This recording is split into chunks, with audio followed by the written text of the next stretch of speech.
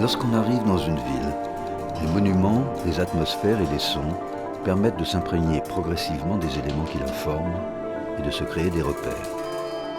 Dans un premier temps, l'œil s'accroche aux grandes figures de la ville. À Cambrai, on trouve l'hôtel de ville, la porte de Paris ou encore le marché couvert. L'image de ces monuments s'imprime dans la mémoire et constitue les premiers éléments d'une géographie subjective.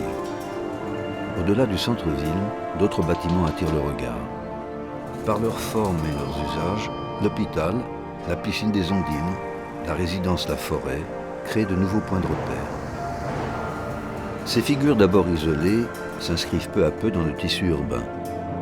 Les promenades et les explorations font évoluer la représentation de la ville. Cambrai s'incarne. Le dessin imaginaire devient carte sensible. Pour autant, la perception de la ville ne se limite pas au point de vue du piéton. C'est en prenant de la hauteur que l'on peut aller au-delà des façades, découvrir la typologie des îlots qui révèlent la forme de la ville. Le regard s'interroge alors pour donner un sens à cette composition où cohabite un curieux mélange de formes et d'époques. Pour comprendre la morphologie de Cambrai aujourd'hui, revenons aux origines et déroulons son histoire. Lescaut est une figure paysagère importante, présente dès les origines de la ville, que l'on peut encore observer aujourd'hui. C'est sur ces berges et au croisement de deux voies romaines importantes que s'implante Camaracum, dont la première mention remonte au IVe siècle. La première forme de la ville, le castrum, est une enceinte rectangulaire fortifiée, édifiée par les Gallo-romains.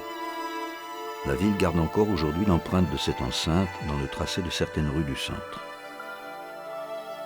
Les trois clochers caractéristiques de l'image de Cambrai sont les témoins d'un passé religieux très marqué qui a largement structuré la ville et ses quartiers. Dès le VIe siècle, Cambrai passe du statut de chef-lieu de province à celui de chef-lieu religieux en devenant le siège de l'évêché. Plusieurs églises sont construites autour du castrum et projettent la ville en dehors de ses limites. Sur le mont des Bœufs, point culminant du secteur, l'évêque Géry fait construire une église au cours de la même période. Ce lieu ajoute un second pôle urbain à Cambrai, qui est maintenant composé de deux noyaux distincts.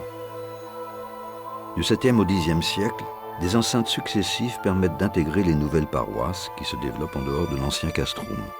Artisans et commerçants s'installent progressivement le long d'un axe de circulation dynamique qui relie les deux noyaux urbains. De part et d'autre de cet axe commerçant, l'abbaye du Saint-Sépulcre, actuelle cathédrale de Cambrai, les églises Saint-Nicolas et Sainte-Madeleine structurent de nouveaux quartiers.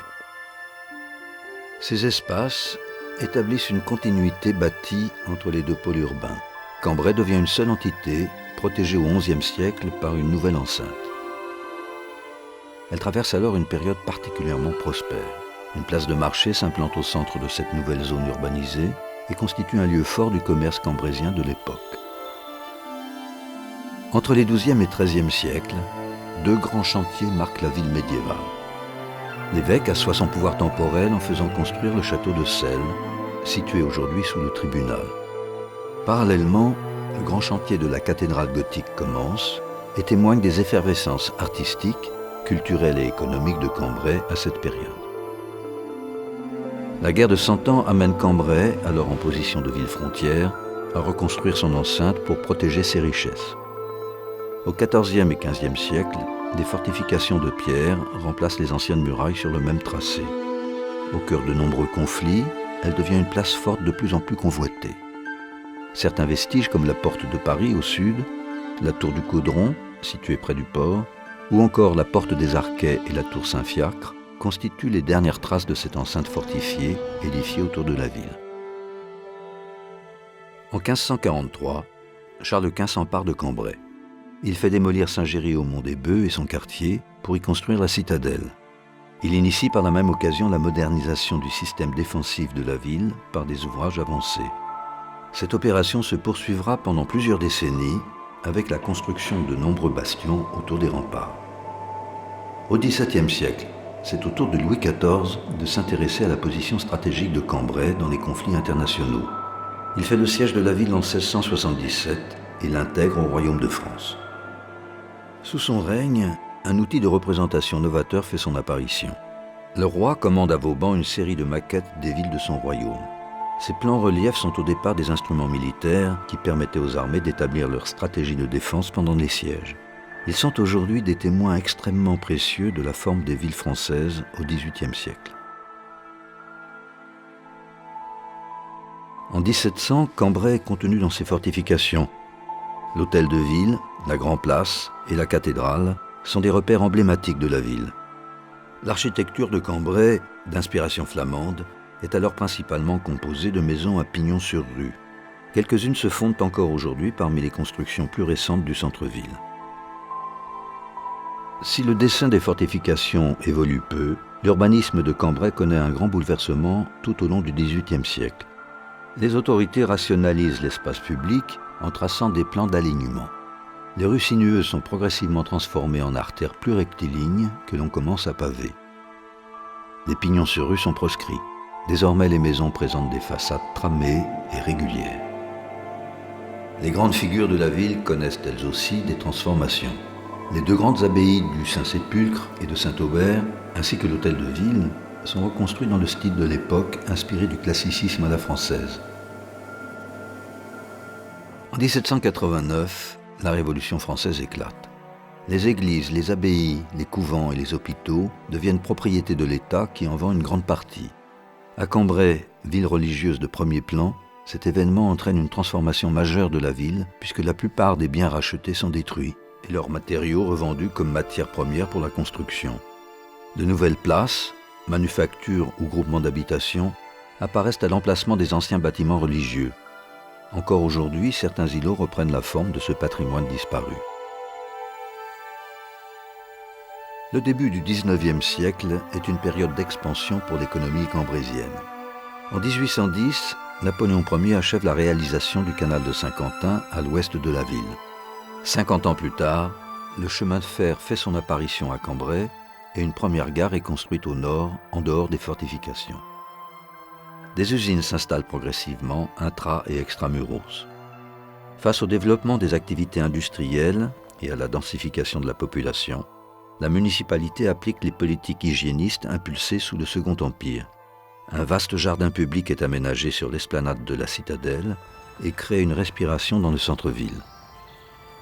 Cambrai se modernise grâce à l'installation de l'éclairage public, d'un réseau d'assainissement ou encore de l'eau courante. Mais la ville, close et surpeuplée, envisage d'effacer ses fortifications pour s'ouvrir à ses faubourgs. Il faut attendre 1892 pour qu'un accord soit signé avec l'État. S'engage alors le gigantesque chantier du démantèlement qui transforme radicalement la ville en 10 ans. Murs et fossés laissent place à un grand boulevard circulaire qui connecte le centre-ville au faubourg. Au tournant du XXe siècle, Cambrai est une ville ouverte, moderne et renouvelée. En août 1914, la Grande Guerre vient marquer une rupture dans cette prospérité. Située à une quinzaine de kilomètres du front, la ville est occupée par l'armée allemande pendant 4 ans. Les bombardements alliés, mais surtout la politique de la terre brûlée pratiquée par les Allemands avant leur départ, laissent le centre-ville en ruine. En 1919, les Cambraisiens retrouvent une ville isolée dans ses campagnes, ravagée par les combats, privée de routes et de chemins de fer. Pour reconstruire Cambrai, la municipalité lance un grand concours d'architecture. 5 cabinets soumettent leurs propositions. C'est finalement le projet de l'architecte parisien Pierre Le Prince Ringuet qui séduit l'Assemblée. Il propose un dessin mêlant modernité et fonctionnalité, tout en essayant de préserver ce qui faisait l'identité de Cambrai avant les destructions. Héritier de la vision haussmannienne de la ville, il valorise les bâtiments emblématiques par la création de places régulières et de grandes artères. Cette reconstruction s'achève en 1932 avec l'inauguration de l'hôtel de ville. Mais 10 ans plus tard, lors de la Seconde Guerre mondiale, Cambrai est de nouveau touché par les bombardements. Les destructions se concentrent principalement dans le secteur de la gare, le quartier Quentin-Pré et la place aux Bois. Leur reconstruction dans les années 1950 permet le développement d'un nouveau type d'architecture.